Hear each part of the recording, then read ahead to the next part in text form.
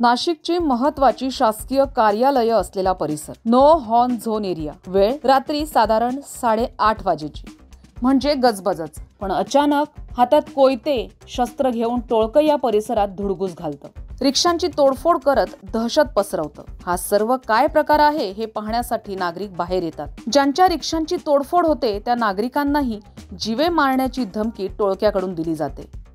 आणि अचानक हवेत गोळीबार, कारण खुटवड नगर खून प्रकरणातील संशयित आणि गोवर्धन मधील सराईत गुन्हेगार पवारचाही टार्गेट हर्षद पाटणकर त्याच्या घराच्या गच्चीवर असल्याची टीप या टोळक्याला मिळालेली होती। आणि हा थरार सुरू असताना प्रत्यक्षदर्शींनी हर्षद पाटणकरला त्याच्या घराच्या गच्चीवर पाहिल्याचं सांगितलंय। त्यानंतर हर्षदनं तिथून पळ काढला।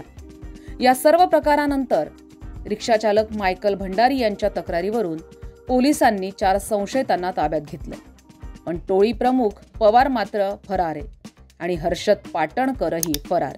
नो हॉर्न झोनमध्ये येऊन दहशत माजवण्यापर्यंत टोळक्याची मजल गेल्यानं पुन्हा एकदा कायदा सुव्यवस्थेचा प्रश्न ऐरणीवर आलाय।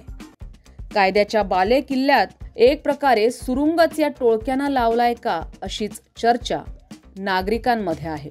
संविधान न्यूज, नाशिक।